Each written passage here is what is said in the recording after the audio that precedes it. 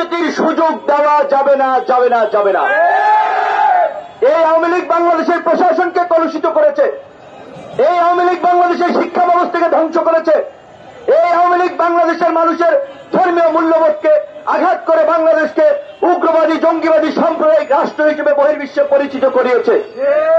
এবং বাংলাদেশের ছাত্র জনতা গণ অভ্যুত্থানের মাধ্যমে যখন আওয়ামী লীগের পতন ঘটিয়েছে, তখন আওয়ামী লীগ ভারত গিয়ে আশ্রয় নিয়েছে, ভারতে গিয়ে নতুন ষড়যন্ত্র করছে। এসবি প্রধান মনির কিংবা স্বরাষ্ট্রমন্ত্রী আসাদুজ্জামান খান কামাল, শেখ হাসিনা, ওবায়দুল কাদের সবার নিরাপদ আশ্রয়স্থল হয়েছে এখন ভারত। তো কাজী ভারতকে আমরা পরিষ্কারভাবে বলতে চাই, তারা যদি আমাদের সাথে বন্ধুত্ব করতে চায়, সেই বন্ধুত্ব হবে মর্যাদার ভিত্তিতে, গোলামীর ভিত্তিতে নয়। আজকে আপনার ভারতীয় আগ্রাসনের বিরুদ্ধে আন্দোলন, লড়াই, সংগ্রামের প্রতীক 7ই অক্টোবরকে আমরা আগ্রাসন প্রতিরোধ দিবস হিসেবে প্রতি বছর আমরা পালন করব। আজকে অনেক সংগঠন পালন করছে, ভালো, কিন্তু গত বছর কয় সংগঠন পালন করেছে, কয়টা প্রোগ্রাম দেখেছেন? অবশ্যই সবাই প্রোগ্রাম করুক, ভালো, কিন্তু আমি বলছি যে প্রতিকূল সময়ে কয়টি মানুষ ভয়েস রেজ করেছে? ঢাকা বিশ্ববিদ্যালয়ের ডাকসুতে 2019 সালের 22শে ডিসেম্বর বর্বর হামলার শিকার হয়েছিলাম। কয়জন ছাত্র তরুণকে প্রতিবাদ করতে দেখেছেন? পরিস্থিতির কারণে ঠিক অনেকেই করতে পারে নাই, আজকে কথা বলছে। এটি ভালো দিক, কিন্তু অবশ্যই সেটা যৌক্তিকতার ভিত্তিতে সামগ্রিক প্রেক্ষাপটকে বিবেচনা করে মাথায় রেখে কথা বলতে হবে। এই সরকারকে ব্যর্থ এবং অকার্যকর করার জন্য নানান ধরনের তৎপরতা, দেশি বিদেশি তৎপরতা চলছে।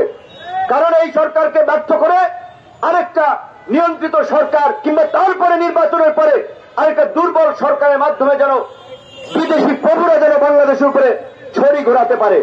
তাই আজকে বিপ্লবী ছাত্র জনতার প্রতি আমাদের আহ্বান থাকবে, যার যার জায়গা থেকে আমরা আমাদের নিজেদের কাজটি করি।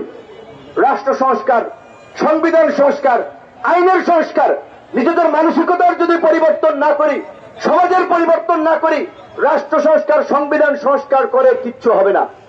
সুতরাং আমরা একটা সহনশীল সমাজ তৈরি করা, ঘুষ, দুর্নীতি, লুটপাটের বিরুদ্ধে একটা প্রতিবাদী সমাজ তৈরি করা, ছাত্র অধিকার পরিষদ যেমনি ভাবে 2018 সালের পর থেকে এদেশের শিক্ষা প্রতিষ্ঠান তথা সাধারণ মানুষের মুখে, সাধারণ মানুষের মাঝে দ্রোহ প্রতিবাদের ভাষার জন্ম দিয়েছিল, তার ফলে আজকের এই সফল গণ অভ্যুত্থান হয়েছে।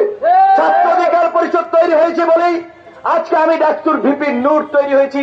ছাত্র অধিকার পরিষদ তৈরি হয়েছে বলেই আজকে দুজন উপদেষ্টা তৈরি হয়েছে। তাদের রাজনৈতিক হাতে খড়ি উত্থান এই ছাত্র অধিকার পরিষদ।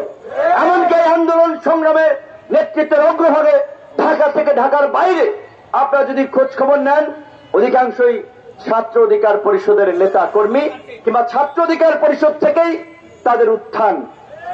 সুতরাং এই ছাত্র অধিকার পরিষদকে ইতিহাস এবং ঐতিহ্যের ধারা অব্যাহত রাখতে ছাত্র এবং শিক্ষার্থীদের নিয়ে কাজ করতে হবে।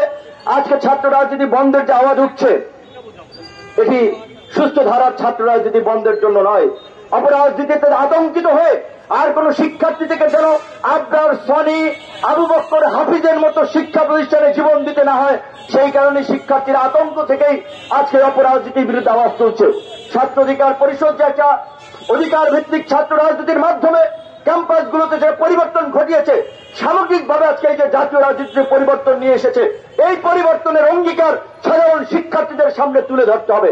যখন ছাত্র দলের মতো বৃহৎ সংগঠন ক্যাম্পাসে মিছিল করতে পারে নাই, হামলা মামলা দফায় দফায়, শিবিরের মতো সংগঠন যখন প্রকাশ্যে রাজনীতি করতে পারে নাই, ছাত্র অধিকার পরিষদের নেতা কর্মীরা সারা বাংলাদেশে রাজপথ থেকে ক্যাম্পাসে প্রকাশ্যে রাজনীতি করেছে, বীর দর্পে দাপিয়ে বেরিয়েছে, অন্যায়ের সাথে আপোষ করে নাই, হামলা মামলার পরে বারবার উঠে দাঁড়িয়েছে।